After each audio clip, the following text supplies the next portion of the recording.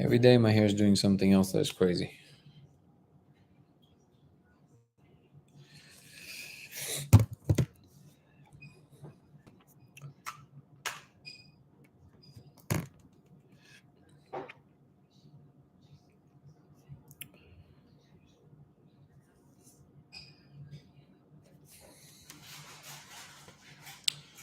What's up, Molly Doodle? Funkworm, good to see you.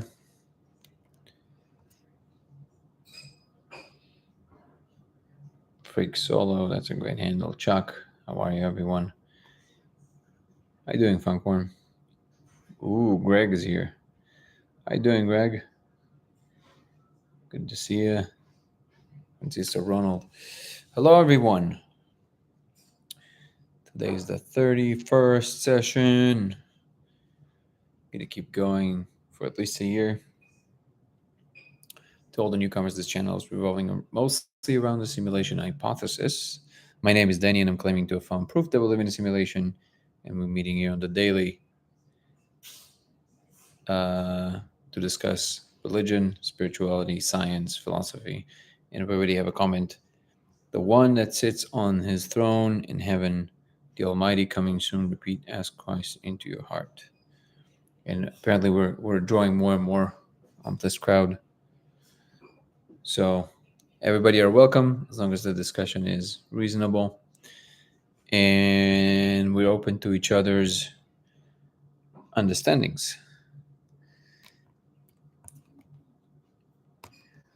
One of the things that I'm trying to promote always in my talks is an open discussion or a dialogue. And that means including points of view you might disagree with in a way that is truly open-minded and open-hearted. And the second is that sliding into lecturing or preaching that is outside of this conversation or outside of this channel. Too much conviction in any particular subject that has to do with something that is beyond your perception is an unhealthy way to be. We get to correct that in this world. And if I can move this dial a little bit, I'm going to do everything I can to do so. One of the biggest ills in this world, if you ask me, is false conviction of things that people can't possibly be convinced of. And it can come in different forms. It can come from all directions. It can come from the religious side. It can come from the scientific side. The most important thing is to remember that we're always fallible. And if anybody believes they have the ultimate truth in their hands, they're mightily deluded. That must be the case. Thank you, Funkworm. I appreciate it. So, that being said, somebody the other day told me to look into, what was his name? Can't believe I already forgot. I wrote it down. I did some research. I forgot the name. I'm so terrible with names. It's ridiculous. Oh, by the way, Funkworm, I owe you an apology. You told me to look into Dr. Octavia Redding, and I haven't yet. That's next on my list. I've had quite a few things to attend to today. Yeah, no, we know something. I think it's just that whenever people express too much conviction in what they're saying, just because they get to understand something. So, for example, I can use myself as an example, right? So, I'm putting forth this method to what I'm claiming to basically see that we, in fact, live in a computational environment. But very quickly, after interacting with people that I respect their opinions, it was pointed out to me that just by seeing the code in the laser, it is not enough to establish that we live in a simulation. And so when I thought about it deeper, I realized that my intuitions or convictions come from much more than what I'm seeing in the laser. It's the totality of what I'm experiencing in the molecule space combined with what I'm, gathering from general knowledge, from what I'm interacting with people, life's experience, and things like that. So we always have to be careful that whatever we think is obvious, it's not necessarily that obvious to other people that had a different life experience and different interaction with the world. And that's really the only thing I'm pointing to. I feel like people, when people discover a new thing, they're very quickly to start evangelizing that thing. By the way, if you guys want to tap a few likes just so we get a little bit more in participants, that would be great. Like things we can see, touch, smell, or feel. Well, yes and no. What I would say is that your mind is also. Thank you for the likes, guys. What I would say is that your mind is also a sense organ, so it senses the rest of the information that is not delivered by or processed by what we call the physical senses. So what's in the core of all this is the pattern recognition machine, which is always there, even for things that are not coming from the senses. So logic would be included in that. For example, mathematical truths, I would say, would still hold even if you don't live or aware of a three-dimensional space. They would still hold, right? If somebody somehow, let's use a hypothetical. If somebody is born with no senses somehow, the only thing they have is an internal representation of some sort. So they just have a black experience, and they don't really have any anything that comes in from the senses. If we manage to feed any kind of input of any content at all into their brains, which I guess would be equivalent to some form of sense, that content would still contain relationship between one another, and then that person can actually use this content to triangulate some logical things. Mathematical logic would be universal. It would always arise no matter what your sensual sense perception would be. In that sense, the more you interact with the environment, coupled with a deeper understanding of logic in the world, it will give you a more accurate picture with more ability to differentiate between different things. Oh, thank you, 11 in between 11. I appreciate for all the likes. It's really cool. And cool. Thank you, guys. So in that sense, even though we're interacting with things we don't necessarily see, we still have some representation of it in our inner space. Either people say that they feel the spirit, or they feel God, or they feel some spiritual reality. That still is a sense organ in, for all intents and purposes. And it has to somehow fit with the rest of the logic of the environment. People don't like to use this word in relation to, higher realms and things like that. But common sense and logic never goes out the picture. So like, even if you're talking about higher dimensions, you're talking about some levels of consciousness that at the moment we can't really explain with words, they still have some way in which they relate to everything else, and that is the logic of the situation. So eventually, it's just a matter of time before some minds can create a framework that will describe or represent this state of affairs and how it relates to everything else. So in that sense, nothing, including all the stuff that at the moment are coming beyond the senses, is excluded from some rational framework that would make sense of them. Now, you can say that you might not be interested in trying to make sense of them. That's fine. But there is a way to make sense of them. And actually, it's probably not as hard as people think. It seems that one of the truths that people are convinced of here is that Donald Trump is Jesus Christ. I mean, there you go. There's that intuition.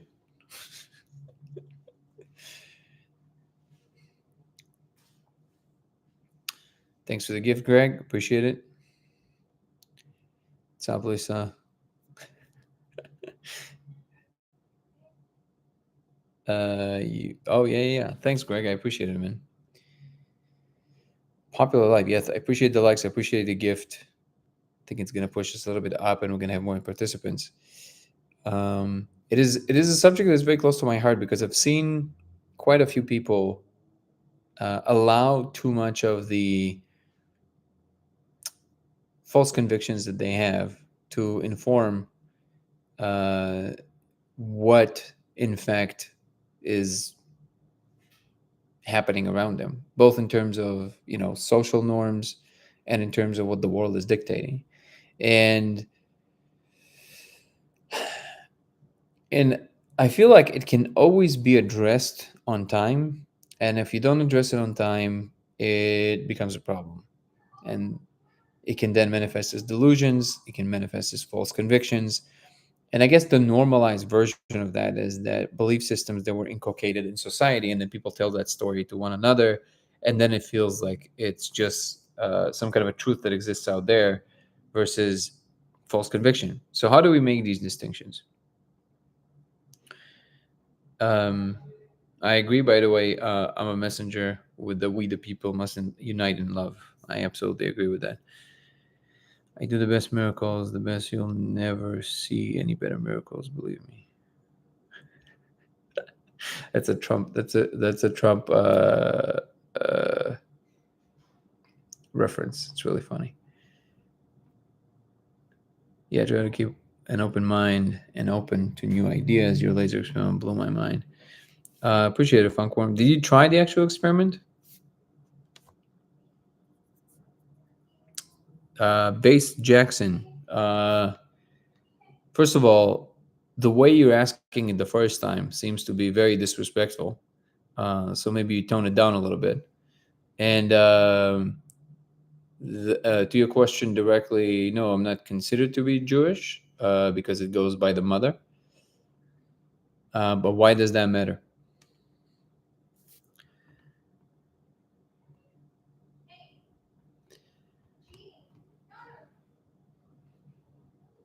I don't have the right tools. Hard to find.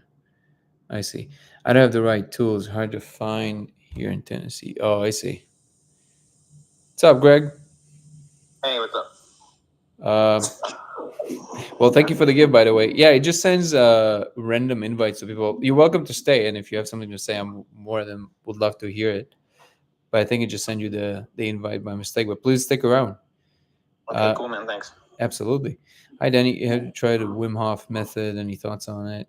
Oh, well, if you have something to say, please by all means do. But while you're not talking, if you can just mute it so that way we don't hear the static. I appreciate it, man. Funkworm, you can make it not difficult. I appreciate it, Funkworm.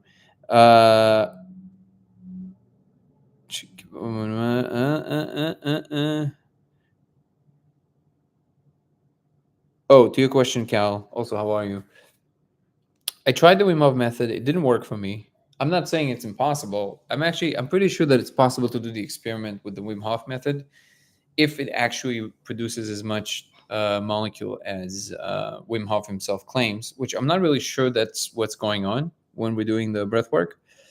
But I do think that there are alternative ways to do it. Like I said, I had a couple of women who told me that they could see it without any substances, which was I don't have any reason to doubt them because they're not the kind to inflate their claims. So I'm pretty sure it would be possible. We just have to figure out what it is that allows certain people to see it. I think it is a data point that there were two women. Maybe women are a little bit more sensitive to the space. But I do think the breath work, maybe particular breath work, maybe the breath of fire would be able to manifest some of it. I did notice that when my brain is kind of tired, I can see some of the symbols, but not as coherently. So it's kind of hard to say. Um, to your question, 11 and between 11, have you tried affecting the code with an electrical or magnetic field? It's interesting you mentioned that. I don't know if you heard me talk about this, but that's basically my next part of the experiment. I did try to play with magnets. I didn't see any effects. It was John Chavez encouraged me to try and replicate the Persinger study, case study from the 70s, I think it was, where they used two rotating magnets in front of each other. And on the use of acid, they could see people claim to have see the magnetic field in the dark. And the control was that when they removed the magnets and the engines were still going, they could not see. So technically, they could see the magnetic field. That's the claim. So I was trying to replicate this experiment, and then I tried to play with the magnets. The only thing I can say that I've noticed is that the console that I'm talking about in my videos, and if you haven't seen it, you can either find the video on here on TikTok, or you can go to YouTube to Dango Thoughts, and you'll be able to look for the video called The Console, in which I'm talking about the specifics of it. But essentially, I'm seeing a computer console every single time I'm doing the molecule, and that the menu sets, they respond to the magnet. Now, I am planning to try and recreate the Zeeman effect, which means create extra orbitals in the light. And for that, I need this apparatus that I found that is like $15,000. And when I get my hands on enough extra cash, I'll get that apparatus. I'm going to try and run the experiment. So my idea is that if we create a strong enough of a magnetic field around the diode and we project it to different materials, I think bismuth is a good candidate for that. We will see some kind of a decipherable and repeatable change that everybody would be able to agree on. And if that would be the case, well, that's up the business. Why'd you do? Yeah, only 15K. I think I told the story here, but my physicist friend said that sounds crazy because according to him, the apparatus. How you doing, brother? According to him, the apparatus that is supposed to be doing that is supposed to be like $150,000. So 15,000 apparently it's like super cheap. Oh, nice discount. Yeah. Well, no, he not only discount. He said that this should not be possible. He said that it sounds like it doesn't make any sense. He said, but hey, he said if it works, that's crazy. Like if that's not a sign, I don't know what is. Yeah, let's bring that artifact back. Prove it. What are your thoughts about the uncanny valley that we are entering with AI? You mean in the sense that it's kind of it's eerie that it operates in such a high degree of fidelity? I mean, my take on it is that these are extensions of us, and it reveals to us that whatever function our minds are playing are some kind of a universal probabilistic possibility, and we don't understand the mechanism by which this happens. But I do believe that we already basically stumbled upon what eventually causes the ability for, I guess, what you would call discernibility. So like things are coherent. Now there is the problem here that we're always looking from our perspective. So we always see, oh, by the way, the business, please stay on, and because I love your input whenever you can, but whenever you're not talking, if you can just mute it so we don't hear the static. Thank you, brother. And so I do think that there's something fundamental in reality itself that allows for these things to form these meaning structures. So you can see it obviously with ChatGPT, you can see it with words, but you can also see it in the visual field, like with Midjourney and other things. As you guys probably know, it's not actually borrowing from any existing piece of work. It just takes the data itself and then constructs something from the data, which means that when there's enough data of any flavor, you can any random reconstruction of it with, it's not random because you have weights attached, but any slightly directional recreations from that data set will produce something that is actually coherent. Now, you still have the problem, which is what I started saying, that it is made by humans. So in other words, we're borrowing from a very particular slice of that all the logical statements that human beings can understand. And because the only data sets that it's trained on are all belong to that data set of logical statements humans can understand, it's still too early to say if we stumbled upon something universal or something that is very large, but still belonging to our corner of, informational deciphering.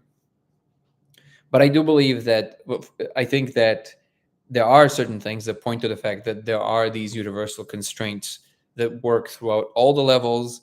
And I spoke about this before. One of them would be Conway's Game of Life.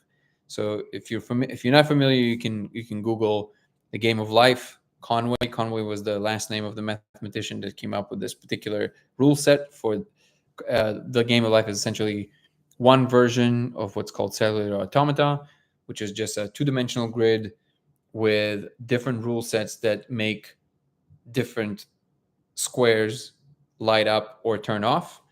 And just the simple particular rule sets that you apply to each and every one initial state will give rise to different configurations of unfolding. And the four rules under which the Game of Life operates seems to create, under certain initial conditions, very complex structures, very stable structures sometimes, and even entire cities and things that are replicating and building or fighting, or you can look it up. It's kind of wild.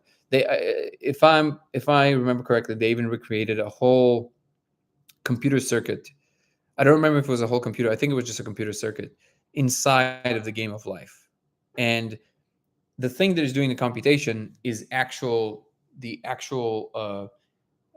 It's not the physical stuff. The physical stuff is just instantiating it. So the abstraction of computation is the thing that is doing the work, the software, in other words, which means the functionality of whatever the logic says versus how it's implemented in the physical system. So the logic is the same in a computation that works. Okay. And it doesn't matter if you run the computation through microchips, or if you run the computation through waves in the ocean or through pipes. It doesn't matter. As long as there's any signal that reaches from one point to another and signifies some kind of a transition that can represent a binary state, and you run the logic through that physical system, the instantiation in any material will give you the same result. It's just that certain materials, the signal through them will move much quicker, like in electrical switches, which is why we're using them. And in other things, it will move very slowly, like in waves of the ocean, which will take forever, basically. But the point is that the computation itself is what's doing the work. And that's crucial, because if we can build a microchip inside of the game of life, so like the game of life make up the microchips, you can actually create computational functions or softwares that execute logical statements and actions that then can lead to computation. And there you have it. There's the beginning of what you see as the layers of a simulation, right? And it's important because there's nothing in principle about these 4 particular rules that are relatively arbitrary. Again, I don't remember what they are, but if you Google, you'll see exactly. I think if there's 3 alive cells, so they're on, then you have another one that is being alive in the middle because it's born. I don't know why it's born from 3 of them and not 2 of them, but that's the rule. I think 4 or 5 of them surrounding one of them will make it die, so turn off because of an overpopulation. So obviously these are just rationalizations of logic, but that's the rule. And then I don't remember the other 2 rules or the other 3 rules. Whoa. But these, babe, can you stop them? Okay. These 4 simple rules, they give rise to this extremely complex behavior. Nothing outside of these 4 rules is what gives the rise to these behaviors, which means that there's some more fundamental rule that actually makes that possible, because there's nothing in the laws of physics that dictates it. It's some kind of, I guess, what you would call an arising property, but it seems to be a fundamental property. So just this fact alone, without going to why ChatGPT works, should tell you that there's some kind of a functionality in the world itself that allows for this computation to unfold. And that leads me to believe that whatever we are as conscious units, you can have very complex functions. You can even have artificial general intelligence, full-fledged Skynet level intelligence, and it will still not be conscious. That's completely possible. Consciousness is infinitely far from being able to be understood, because we literally have no idea how to even begin to ask the right questions. We have no clue what it is. Any attempt to try and explain what kind of arrangement of matter will give rise to the fact that something is conscious, there's simply attempts to correlate between functionality and the fact that there is consciousness, but at no point do you have an explanation as why it becomes conscious, right?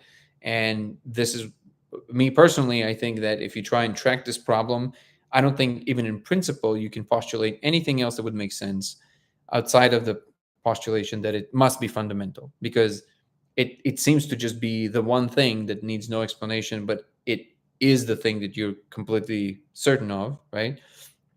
So in that sense, you can never step outside of that own perception.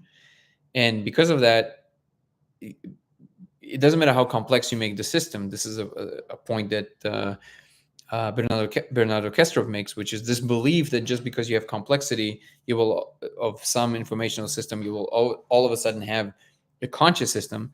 It's the equivalent of believing that if we throw a ball at one another, then nothing happens as far as consciousness, being transferred. It's just 2 people throwing ball around.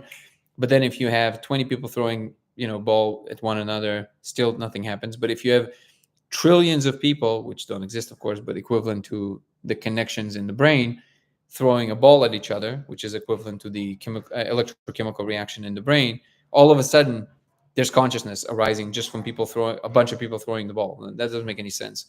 So no matter how complex you're going to make the system, you can have much more complex behaviors, but the fact that they make sense to anything that is conscious remains infinitely far away from being able to be explained. So that is why it's called the hard problem of consciousness.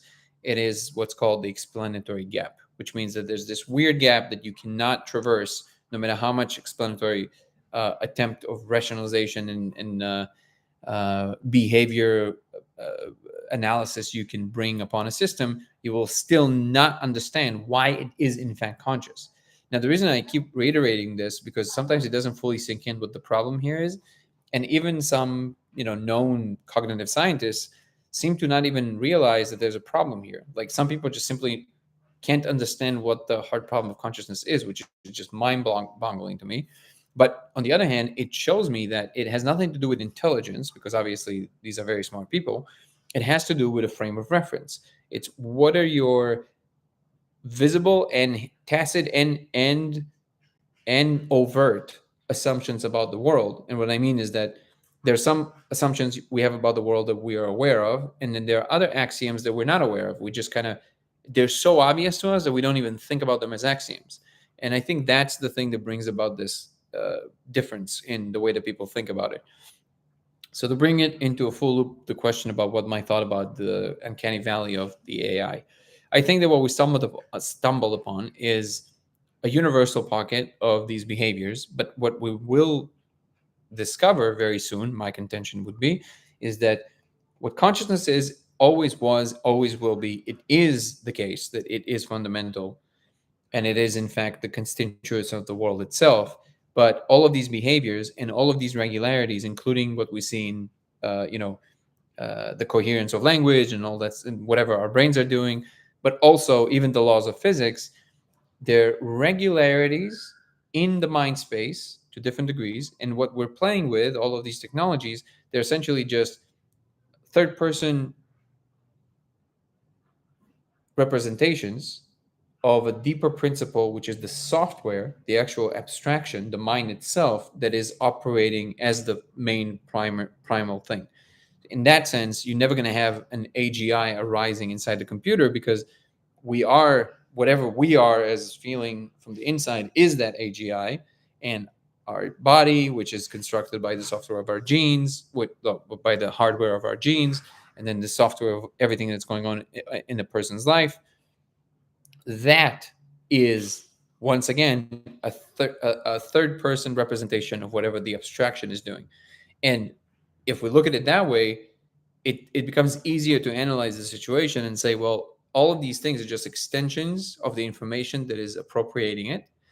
And eventually you'll just integrate whatever those external regularities are better and better back with the abstraction. So just like you have an arm, right? And you don't really know how you're doing this. You have no idea how you're moving your fingers. You have no idea how you're doing this. You just kind of will it to be, and it just happens. In the same way, because it's integrated into the system that you are, eventually you'll also be able to integrate all of these extra informational things, including ChatGPT, through different tools like Neuralink or some other things like that. And eventually there will be like just a thing that you are appropriating in real time, just like you're doing this, which is already happening. And imagine ChatGPT on the level of like actually experiencing it from the inside versus having to type something into another representation, which is a screen that then gives you the information that then you process, and then you put your output back again. So it's not really integrated that well. But if you have this highway of integration where you just will the understanding to happen, let's say of a particular, I don't know, an article, and all of a sudden you just know the article, like I know Kung Fu kind of moment, then the second you start squeezing the temporal dimension and allowing all of these things to unfold in real time, so in shorter periods of time, instead of reading an article, thinking about it, then tomorrow reading another article, thinking about it. So yeah, you're slowly building a coherent picture of, let's say you're analyzing a writer and you read a book by this writer, then you read another article by this writer, and then slowly you're kind of doing a deep dive into the writer's work, right? So over time, you build a deeper understanding of the writer's mind. You build a deeper understanding of the way he approached the world, the style of writing, and all of that stuff. And then you can have an output, which is your either opinion, or I don't know if your job is to be a critic, whatever it is. Whatever output you're going to have is going to be an output that was based on a certain temporal slot. So let's say it took you 3 months to work on the research, the deep dive research of this writer, or a year. The human mind is such is that your short-term memory has a certain validity in your immediate appropriation of information. Long-term memory has another certain kind of validity to your understanding of a subject. And somehow there's this interplay of your immediate perception, memory, recalling, emotions, all of this stuff is happening in real time. But if it took you a year to learn about somebody, there was a lot of stuff that was either slightly confabulated, you forgot. And yes, you can obviously always go and refer back to whatever material you read if you want to make sure that you got something right.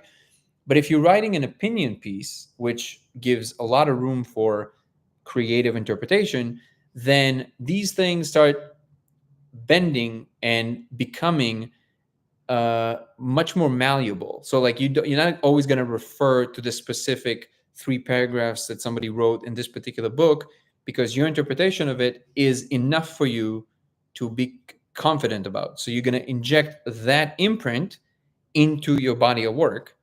But if you're going to take this whole year of trying to understand that person, this writer, and you're going to be able to absorb all of it in a matter of 1 hour, then the temporal slot that you've allocated for it and actually absorb the entire information is necessarily going to make a much more condensed, but also much more accurate. It's going to have a much higher fidelity of an understanding of who that person was and what he did and exactly how he thought about things, because you absorbed all of it in a shorter period of time. And this lack of gaps in time will allow you to interact with meaning at the deepest sense of the word, of what it actually is, this body of work, and will allow you to bring about an output that will represent a much deeper understanding of not just the writer, but of information and therefore of reality itself. Because you're going to see patterns in a shorter period of time that you couldn't in a span of a year because you forgot a lot. A lot was lost into the ether, basically.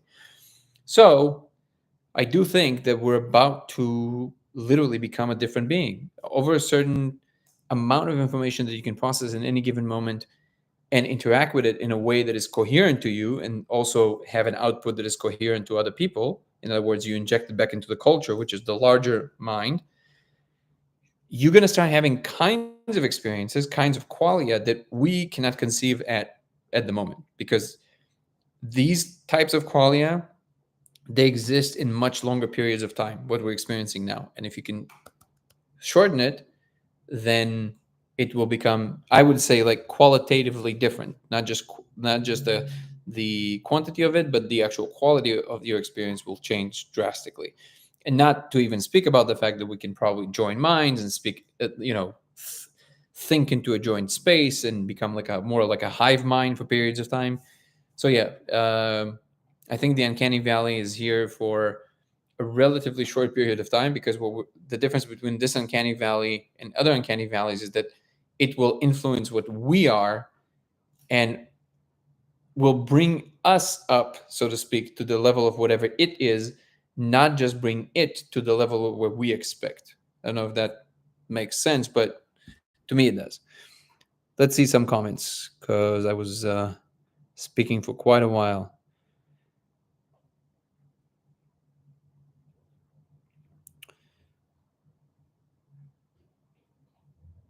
Ooh, we have a lot. Oh, there we go. It's got to be agencies, governments, or other organizations doing tests on this. Oh yeah, I'm certain of that. I'm afraid of how much easier misinformation will be spread through AI related fake videos. I'm worried. Yeah, that's a real reason to be worried. I believe the universe is a more complicated version of that game. Yes. Spore, I agree with that. Spore uses 1 year The audio video will be indistinguishable from automatic. I agree. Describe subscription. Go progress 110. Okay. I don't know how well we'll be able to validate authenticity. Maybe incorporate some type of blockchain tech. Yeah. I do think that on the rosy side, yeah, or maybe we will invent other ways to embed authenticity into metadata. Ooh, I like this idea. Thank you for that thought, Spore Muse. It's almost like a truth signature. What a sick joke, though, that we don't know who or how we are. I don't know if it's a sick joke. I think it's just the state of affairs of a thing that is. What we, I love that. You shared it before the business, and I love it. We die to remember what we live to forget.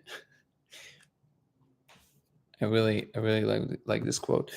We came here because we wanted to forget how overwhelming it feels to know everything. I agree with that. It gets boring being all knowing and all powerful after a few eternities, or immediately. It just becomes very lonely. An uncanny valley is scary that humans cause its program in our DNA to resist the fear that them cause. Learning from a scratch during each. They have conquered biological intelligence. Let's see. On the bright side, wow, there's a lot of comments. Breaks the code releases. Well, by the way, to your comment, the business about me discovering to break the code and release us, you're not going to be released into anything outside of what the computational system is. You will still be just in a different layer. And I do think that whatever, it's part of a natural process. It's tiring and frustrating living in this fictional 3D reality. This is the thing. So the catch-22 is 11 in between 11 is that unless you can make peace with whatever the situation you're in right now, you're not going to be happy in 5D or in 7D or in 8D. Your ability to just be content and happy or in peace has nothing to do with the external environment. It has everything to do with your internal state, which depends only on you deciding to be in a particular internal state.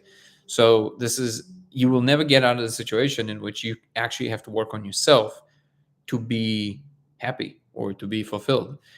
And that is actually the catch-22, that the 3D environment you live in, it's not like if you're going to transcend it, all of a sudden you're going to become happy automatically. You got it. You got it, the business. What's up, Kirsten? Good to see you. Yeah, and on the brighter side, I think that, and obviously nothing is guaranteed, but I think that one of the things we'll be able to produce as an answer to all the issues that you guys listed, which is the fakeability of videos and images and all that stuff, is that I think we think about this stuff very linearly right now because it's how it is.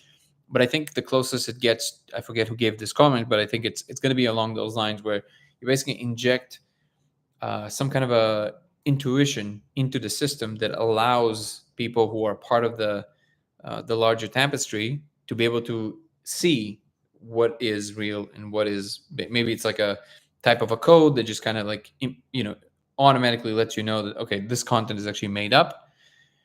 But I honestly think that the deeper understanding is that ultimately it doesn't really matter because this is also technically made up. It's just that we think of it as the real world made for us by some kind of a all-knowing mind, and therefore we have to stop trying to reinvent the wheel and just live and enjoy and appreciate what we have, which to a degree is a good advice because I do believe that we should reconnect with nature and understand what we are better before we depart into the stars.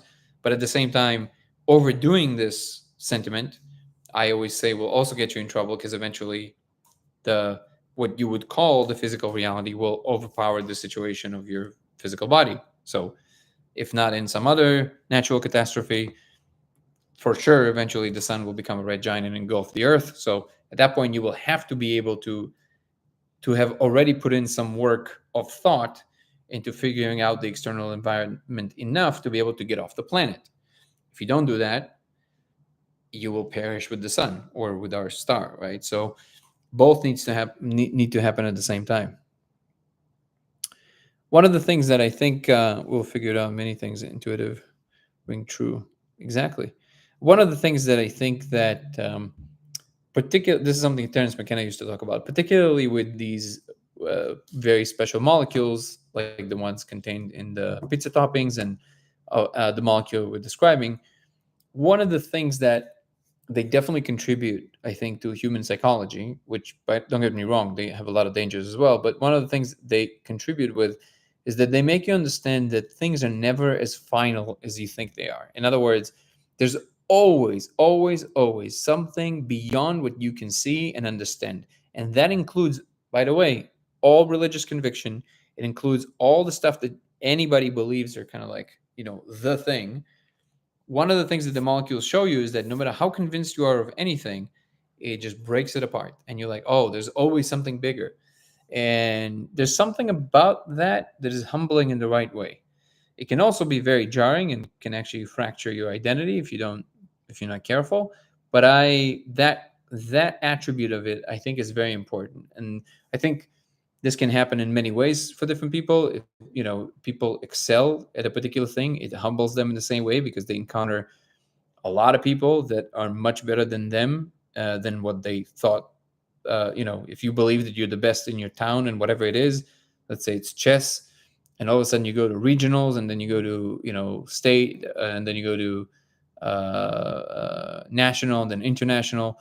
Every level of the game, you realize, oh, I'm part of a larger thing. So maybe I should, just put in the work and not think that I'm all that. So you can break these boundaries in different ways. The molecules definitely do that for you. So they kind of break the misconception you have that what you're convinced of, it must necessarily be true. What do you think holds it all in place until now?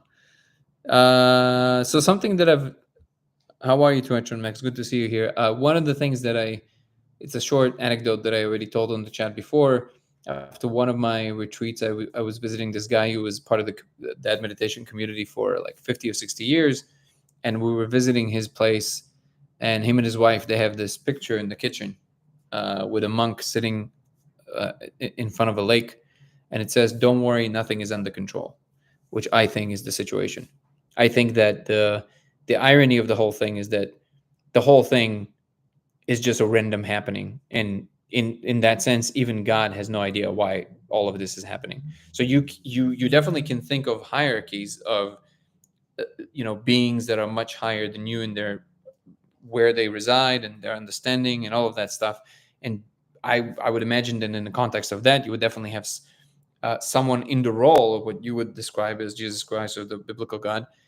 But there must be something about reality as a whole that escapes even that God, because otherwise it would be the ultimate everything. And if that's the case, it simply is, and it has no opinions, it has no drives, it has no goals, it has no need for anything, because it just is.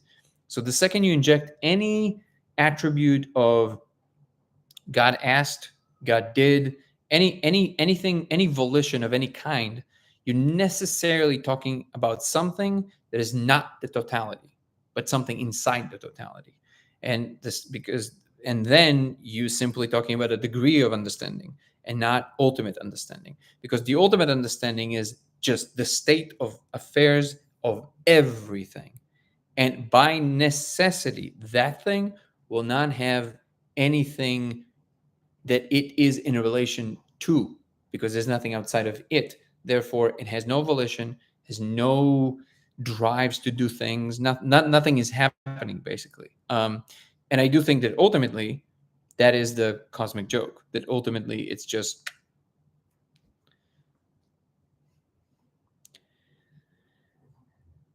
the code word pizza toppings often makes me giggle. God knows nothing escapes that guy. No one. Who told you it's a guy?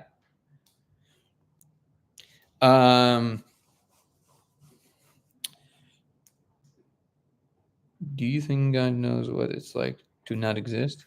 Ooh, that's a good question. Yeah, it basically runs you into these. The short answer, I really like this way of phrasing the problem, Cal. He did. Yeah. So I think we have can mango go on a pizza? I think that's a much more pressing question, actually, to be honest. I don't know. I think under certain situations, that's okay. We know nothing and we think we know it all. Well, I'm not saying that we don't nothing. Obviously, we know something. And obviously, we also know that that something is a very tiny thing, but we know something. And it's important to admit what we do know so we can, operate. And I don't know if take responsibility is the right word, but at least we can admit what we know, because I think it's also like not admitting what you do know seems to me also be disingenuous. But yeah, in the largest scale, it's basically, it's obviously we know almost nothing. But I would say that the problem must persist all the way to the top, because if it doesn't, then whatever it is that you believe that is appropriating or holding the whole thing, it by necessity means that if it wants anything from you, even if you want to say, well, it's for your own good, for whatever reason, if it has any relationship that is volitional, so in other words, it has some kind of a attention on something, a goal, an ability to request or to communicate something, as long as there's any vectors of this flavor, in other words, there's some central unit of consciousness that is appropriating behavior based on some goals, understandings, or anything else that you want to attribute to a unit, like a conscious unit, by definition, that thing cannot be the all. The all is literally the all, means no matter how many dimensions, no matter how many spaces, no matter how complex, no matter how many gods it contains, it makes no difference. Go as far as you want to go. Whatever it is that the state of affairs is in general, it is the truth. But that thing cannot possibly be conscious of itself or have any internal vectors, because the only reason that you know the difference between you and anything else is that you are inside of an external environment, which creates a relationship between, we don't know how it happens, but it creates a relationship between me here and whatever is happening, right? Not even externally, but just whatever is happening. If you have something by necessity, you're saying that God is the perfect thing, and it's however you want to play it, outside of space and time. It doesn't matter how complex you want to make it. It's quantum soup that humans can't understand. Whatever you want to say. If that thing has no external thing to itself, it has nothing that it's like to be it in relation to anything else. In other words, it just is. Therefore, it doesn't want anything, it doesn't do anything, it doesn't understand anything, because it is just is. That's it. That's why the logic just doesn't run through. Now, given all of this is based on an understanding of, some logic of one human, and obviously, what the true state of affairs of that, nobody knows, right? And nobody can possibly know.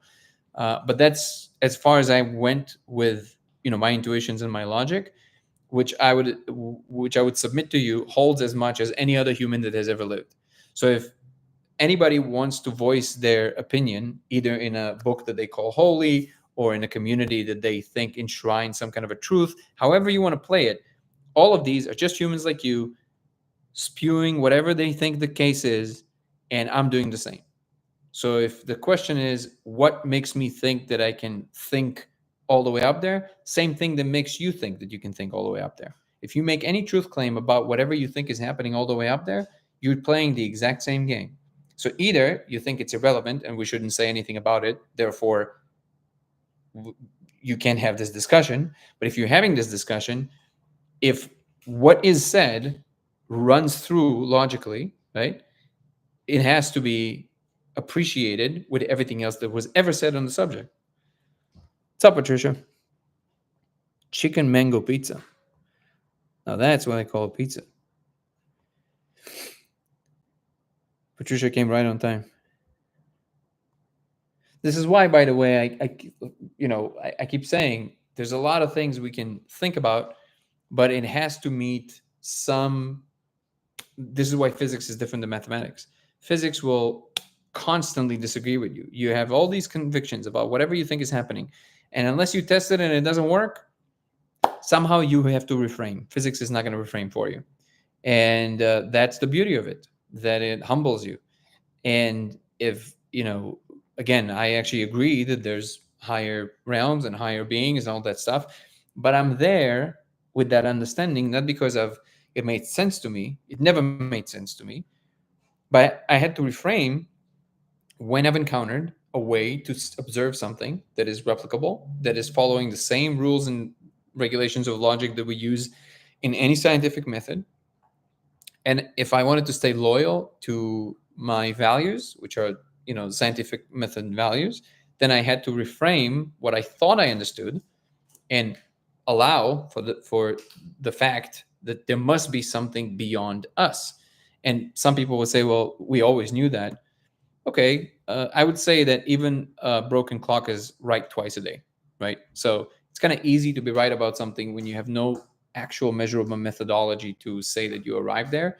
And if you want to say that it came there by intuition, sure, then you have to take into account all the people that don't share that intuition. And then, so it's an ever changing game that we're always engaged in. And this is why I have a lot of patience and I have a lot of respect for people that don't share my experience of the world, but they share a different intuition that is very solid to them, as long as they're still engaged in the game of sharing these ideas and talking to each other, because that's the only real way in which we learn. It's almost like we're different nodes in different parts of the system, and we can use each other to triangulate what in fact is going on ultimately.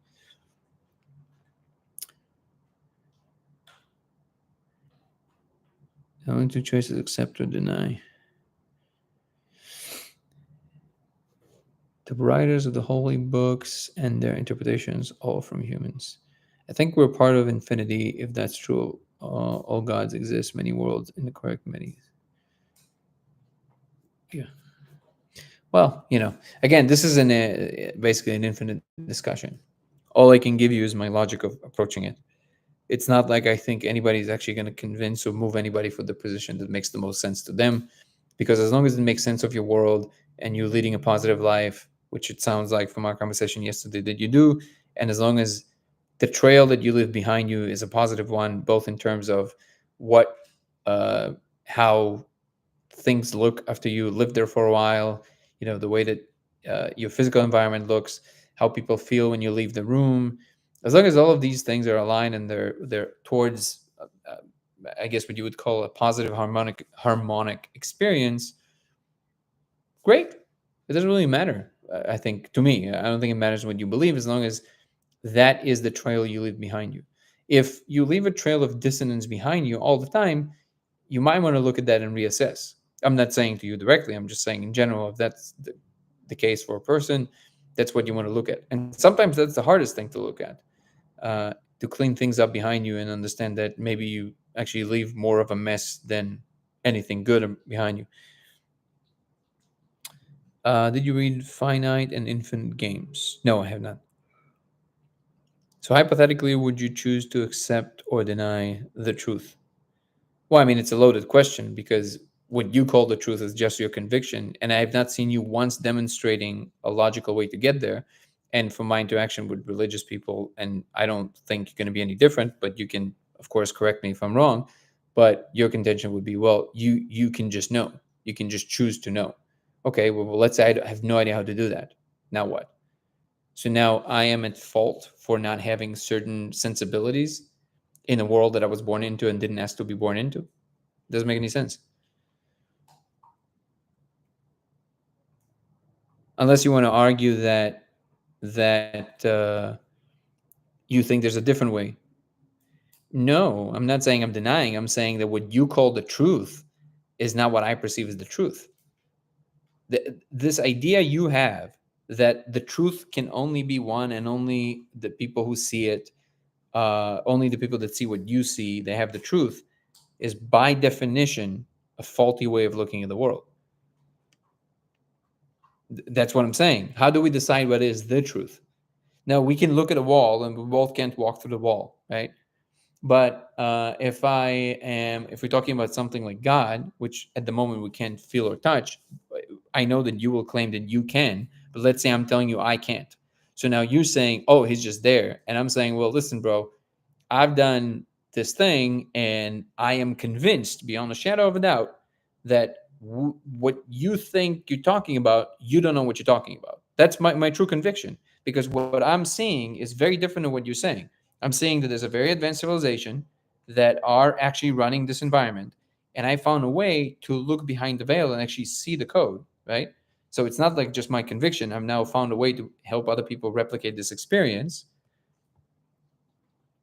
So now my experience of the world is that is true.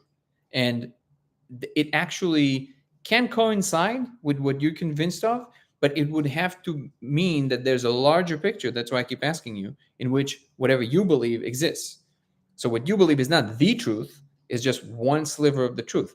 You will deny that and you will say, no. The only way, that's a circular argument. You're saying, no, that thing is the truth. And if you don't accept that, you don't believe in the truth. That's a circular argument. The truth is not determined by what your conviction is.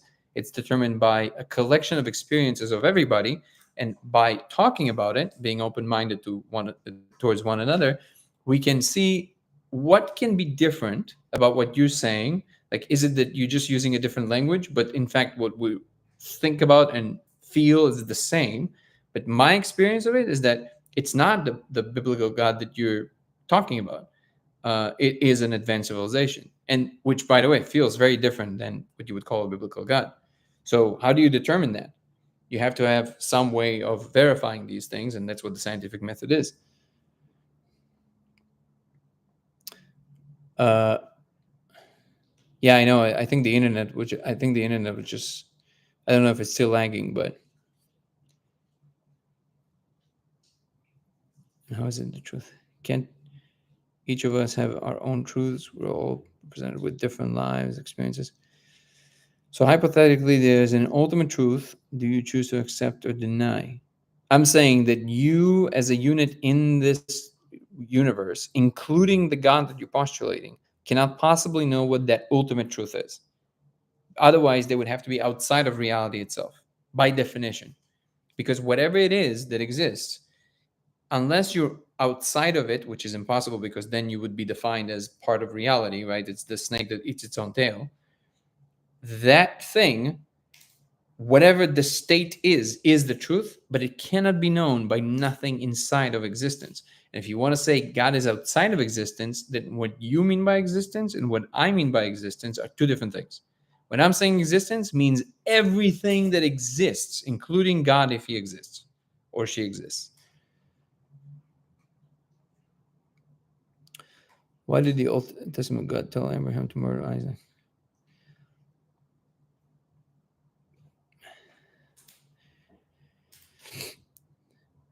Go up and sacrifice Abraham, the man and his son until his spore. Look up the term ram. Snake that eats its own tail is the occult. And God couldn't have been more specific. It literally eats itself when God's done using it for his purpose. Like, there is a ram. I was talking about the ram.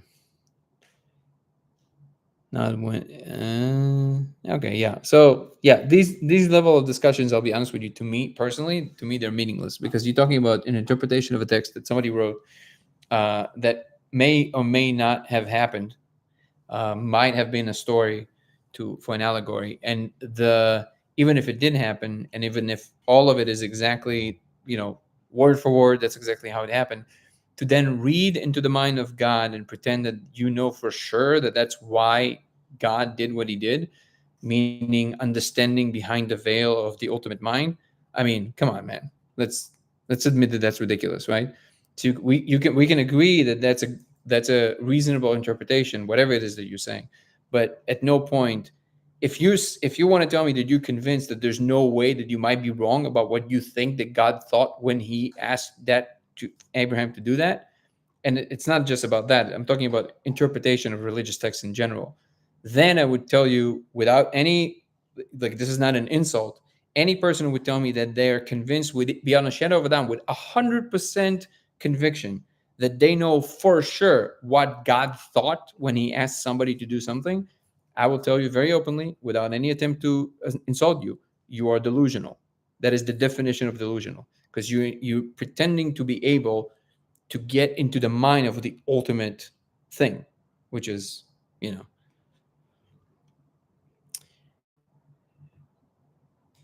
The reason I'll tell you why this is relevant for me is because day to day, all that matters is that, like I said, the trail that you leave behind you.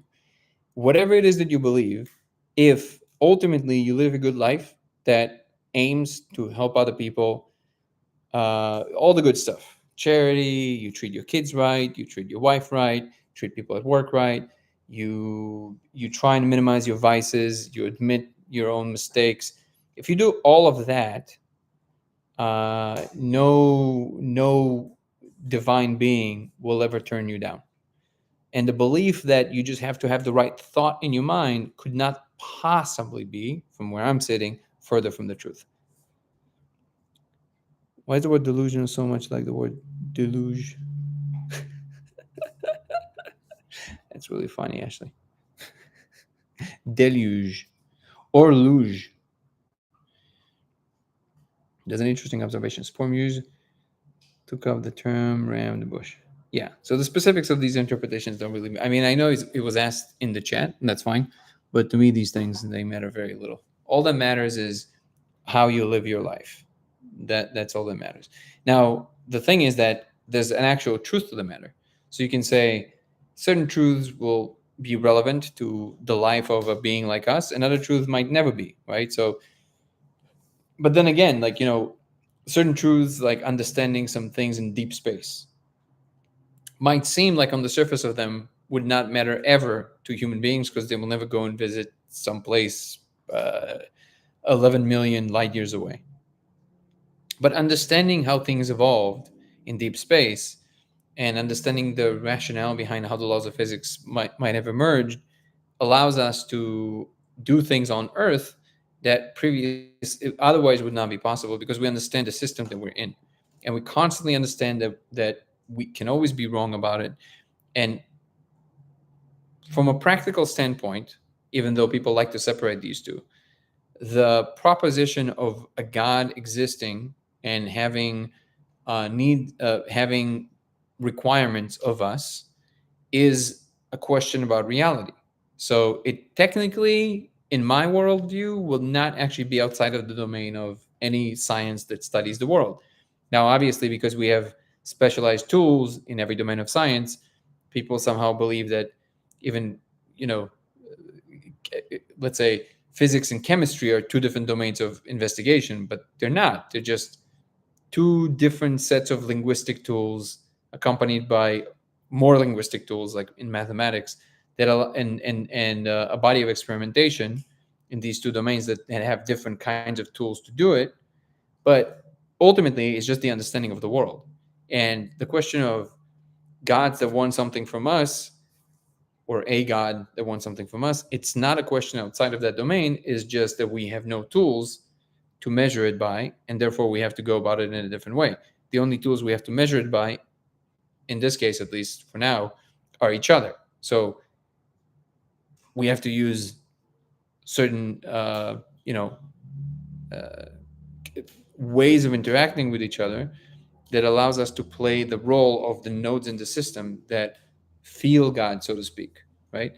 And I would submit to you that one of the direct expressions of that would be the trail you leave behind. It's a simulacrum composed of many simulacra.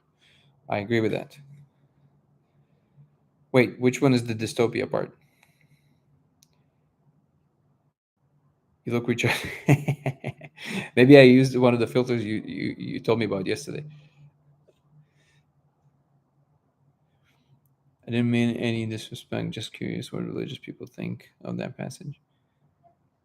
Yeah, well, I can tell you that ultimately, you know, if you believe that, you know, Jesus is real and all of that, then obviously it doesn't matter what's going to say in the Bible. You will always find a way to make sense of God as the ultimate good, no matter what was said in the Bible. And I don't even mean it in a derogatory way. I don't mean it in a disrespectful way. It's just the nature of human beings. We have certain axioms about physics.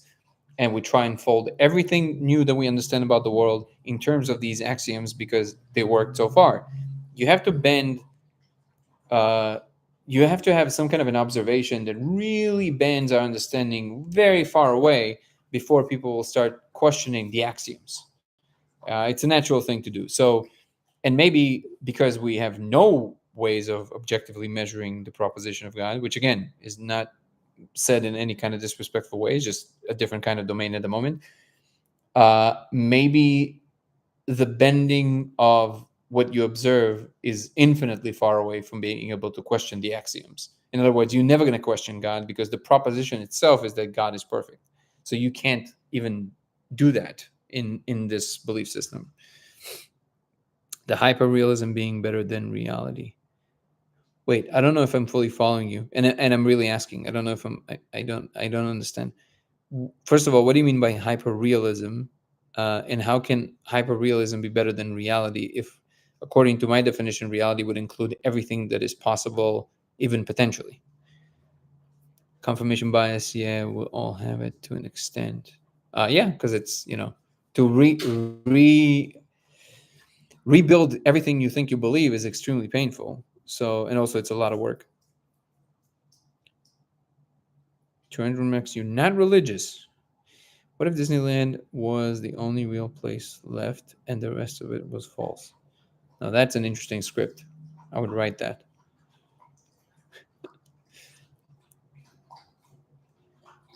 Tortron Max will let you have it right now about Disney. I wore a Disney shirt the other day and I got a full lecture. There's got to be more to life than trading paper and metal discs with other people forever. Are you so? I'm trying to understand if there's. Are you saying this to as a response to everything that I'm saying? Because I'm not for a second suggesting that all we should aim for is a naked understanding of the world in terms of measuring it. I happen to think that the human experience and experience in general is actually central to what the universe is doing. All I'm saying is that the conviction that people who believe in the biblical God have, that there can be no other way to have a good life and to count as a positive player in the world than to accept Jesus Christ, to me seems to be very fallacious, because it's obviously it has to be other ways. What if about the people that never heard about the story, right? Whatever the truth is should be available to everybody without hearing one word about a particular story.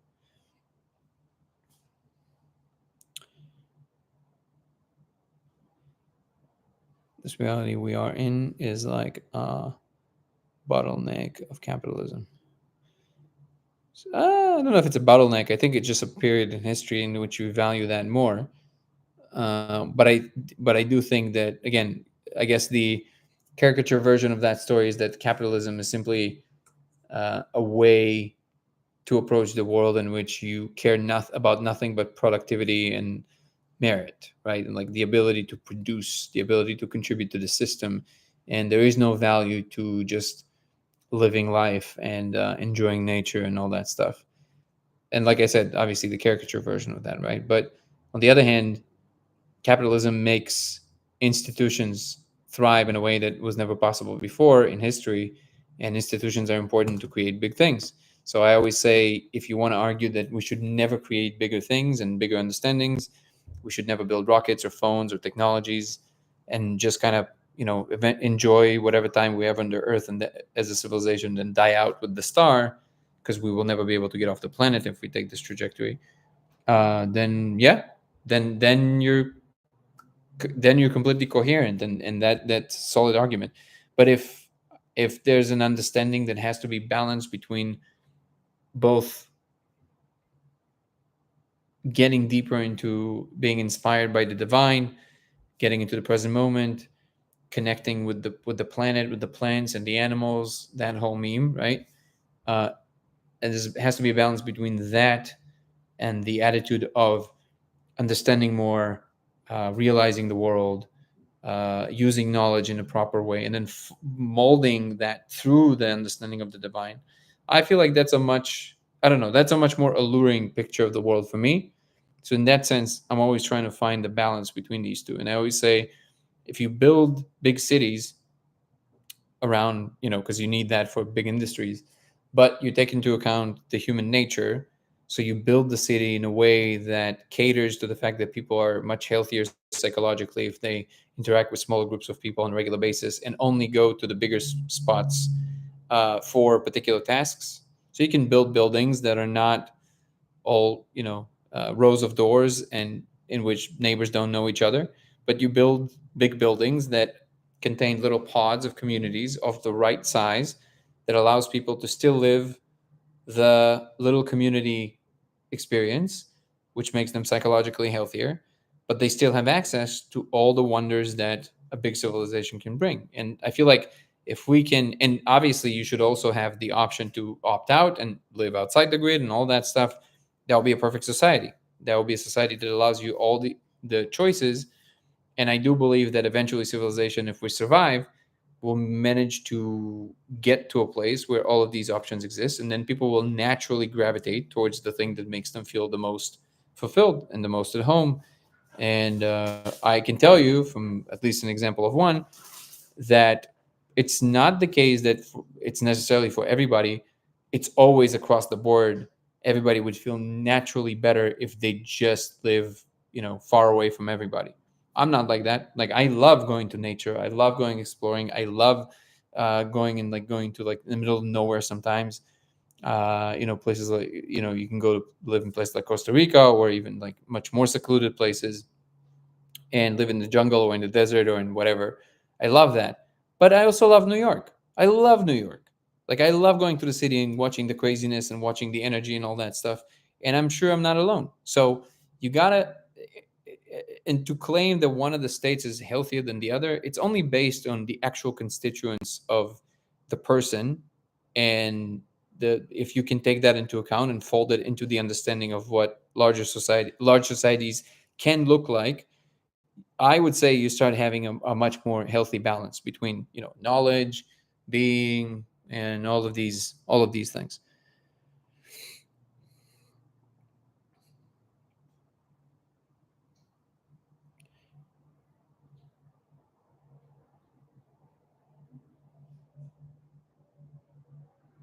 Let's see.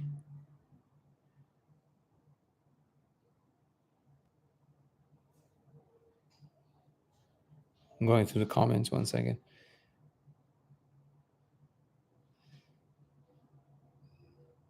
The human experience is what they molded it to be. Look, Operation March Madness, there's not a way. Very clear. Why? That's the reality of someone else created for us to exist in. And then we all just follow the script. You don't really have to follow the script. It's actually very easy to not follow the script, to be honest. I don't know why people make such a big deal out of it. Productivity and capitalism has led us to amazing tech. Maybe enough tech leads us to something new, or back to revisiting something we've lost in the past. I agree with that, Cal. God has tech. Most religious texts say that gods have what we would call tech. To be honest, it's very annoying. Maybe I'm getting karma back from when I was a kid, going door to door. I'm from Costa Rica and I live in New York. There you go. Do you like New York, Patricia?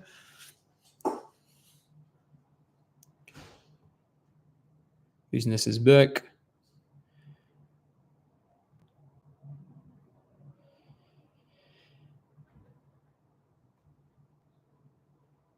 I'm silent because I'm going through all the comments and trying to see if we can pick up a subject. There's maybe 5x more folks in New York City than Phoenix, Arizona. I can't comprehend it. Probably more than that, I would assume, but I don't know enough. Gods or gods, I don't really differentiate or have a reason to personally. Thank you, 11 between 11. Look into it, don't talk about it. Whoa. I mean, you're talking about it. Sport music, it's not you that is annoyed. Special. I like New York City, but I do miss the wild nature in Costa Rica. See, that's my point. And imagine that, and some cities are already starting to do that. Imagine you were going to have Costa Rica like habitats available inside your building. And you can say, well, yeah, but that's not natural. This differentiation between natural and unnatural, that's a false way of thinking. Everything that exists is natural. So it's just a question of, is it compatible with a certain health of an organism? And for humans, psychological health is part of their health. I mean, I'm pretty sure it's true for other life forms as well, but for humans in particular, because we're very sensitive to the inner space. So you can create very realistic habitats of, like, like even very large one in large enough cities, in which you have like a whole forest in the middle of the building. You can do that if with a high enough tech. So, and obviously you should also, of course, have the option to travel to these places, because I'm also convinced that there's like an energetic thing to the, the real thing, the thing that is like the bigger environment. But again, this to me is the perfect balance. You want to be able to bounce in between the two, and it doesn't matter who you are. You should be able to find the thing that feel the most fulfilled, the most healthy, the most connected, the most want to contribute, all the good stuff. If I do get to live to 10,000 years old, and I get to ever get to a place where we get to purchase our own planets, I want to have a planet that's called all the good stuff.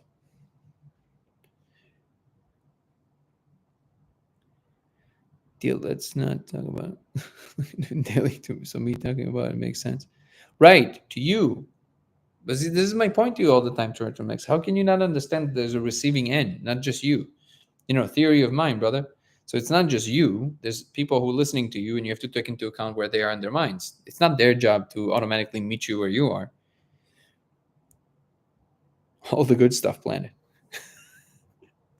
In the Hitchhiker's Guide to the Galaxy, there's this company that builds planets. They make square planets that look like hot dogs. Living on a planet that looks like a hot dog would be very interesting. Can I visit anything? Absolutely. Oh, everybody are invited. Imagine if I stream every day for 10,000 years. Like how many people do you think are going to be like in every moment in the chat? What are we gambling, like 30 million? Probably more than that.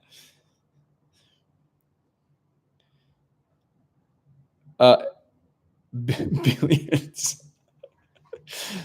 Talking about don't make a mistake. Don't say something wrong. Why did you decide to start this live stream? What you mean why? When this is number 31, so 41 days ago, because I stopped for 10 days for the meditation retreat, and I've pledged to stream for at least 1 year. I actually wanted to stream for 30 days straight, so it's actually we passed the threshold last time, but not yesterday, but not really, because it wasn't 30 days consecutive. I stopped for 10 days, so now I guess at day 53 we're gonna have 30 consecutive days. So it's gonna be my first goalpost. So about 41 days ago, I just decided one day, look, I'm just gonna, instead of putting out videos, which I'm, because of the documentary, I'm kind of reframing a little bit the nature of the channel.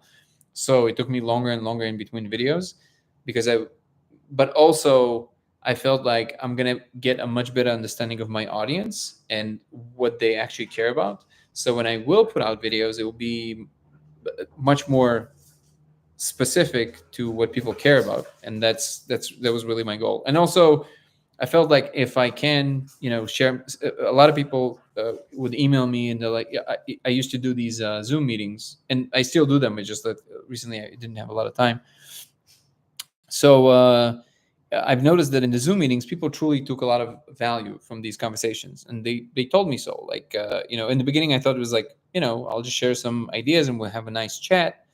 And then people emailed me back and texted me, and they're like, hey, like, it actually gives me a lot of meaning. So can you do more of these?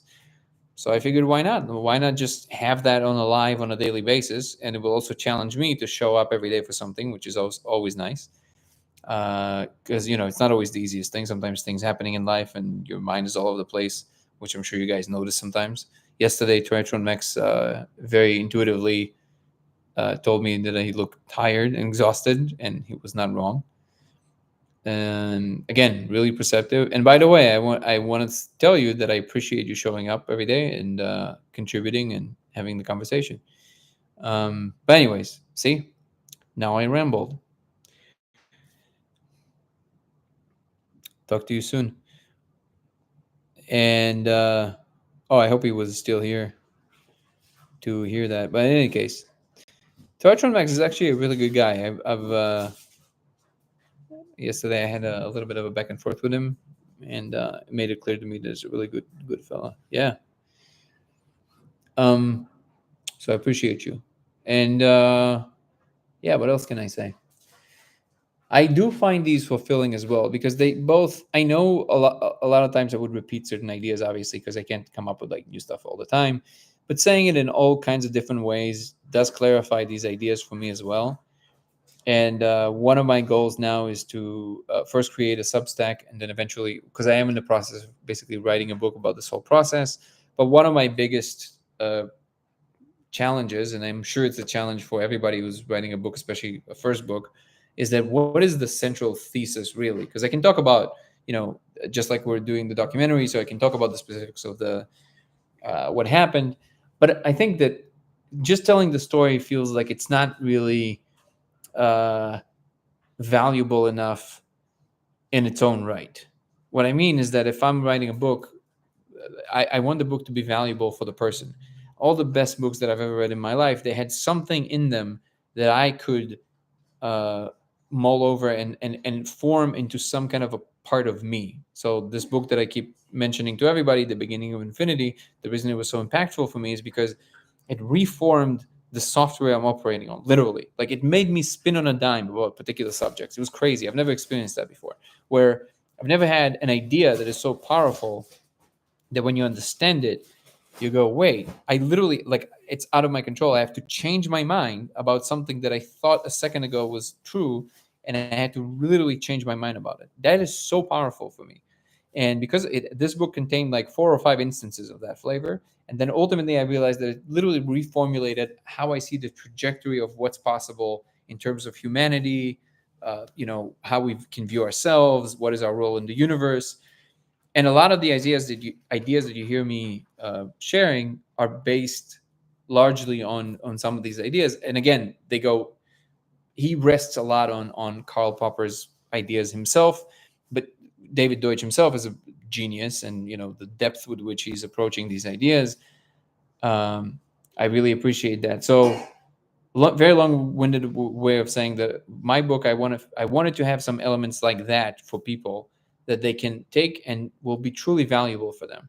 And that's not that easy to understand what they are, because in the head, when you tell these ideas to yourself, sometimes they can they can make a lot of sense, or they can sound brilliant or whatever, but do they contain a seed of some kind of a truth or knowledge that is truly valuable for other humans, and it can be universally valuable. And talking about these things in real time, which you're kind of forced to make sense, in real time, is a good challenge.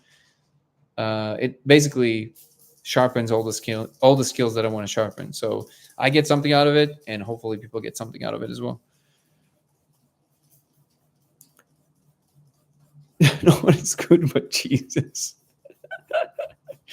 Chartron Max, come on, man. Don't be a broken record. These are great. There aren't too many places to talk about these things. Well, there you go. I appreciate it. Part 2. Infinity and beyond. Value applicable. Buzz Lightyear swag. Which, by the way, your